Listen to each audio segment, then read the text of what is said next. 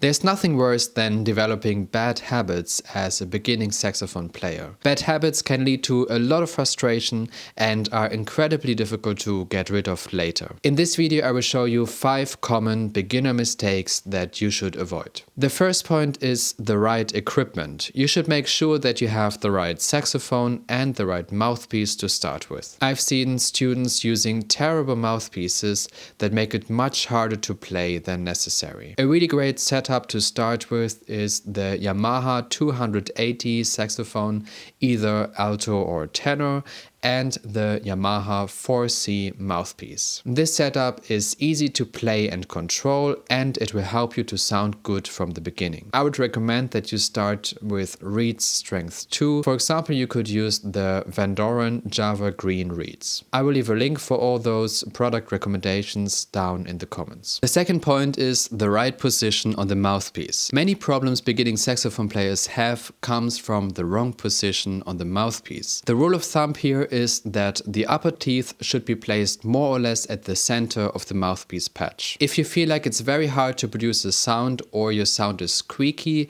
try to move your mouthpiece a little bit in or out. The third point is the right embouchure. There is in general a lot of talk about the right embouchure, and if you don't know what embouchure means, it's basically how you shape your mouth around the mouthpiece. In my experience, it's best to keep it as simple as possible when it comes to the embouchure. I once had a workshop with Jerry Bergonzi, one of the greatest saxophone players alive, and he told me and the other students that a great way for a good embouchure is to simply open your mouth, put the mouthpiece in your mouth, and close your mouth as natural as possible. This approach pretty much gives you the perfect embouchure from the beginning, where your lower lips cover your teeth and your upper teeth touch the mouthpiece. The fourth point is the right finger position, and this is really crucial if you want to develop fast fingers. We want our hands round and not flat. And a great exercise to achieve that is to simply take a bottle into your hand and notice the shape of your hand when you hold the bottle. Then go to your saxophone, play a few notes and try to keep the same shape of your hand. Also when you play, try to keep your fingers as close to the keys as possible. This will make it much easier for you to play fast. Before we come to the last common mistake, if you like the video up until here and you would like to support me, I would be very grateful if you would leave me a like and maybe even a comment. This will help the YouTube algorithm to understand that this video is interesting to people and it will be spread to more viewers. Also, of course, don't forget to subscribe so you don't miss out on future videos like this. The fifth point is the right practicing strategy. When you have a musical piece that you want to practice, like this one for example, I often see that students tend to just practice the piece by playing it from the beginning to the end, but this is not a very effective way of practicing. One great strategy is to divide a piece like this into smaller sections and then practicing each section separately, repeating it several times. Also, it's a great idea to mark the spots that are most difficult for you and practice them separately. This is a much more effective way of practicing than just playing through the whole song again and again. Okay guys, that's it for the 5 common mistakes I see beginning saxophone players make. If you want to learn more now about how to learn difficult music fast,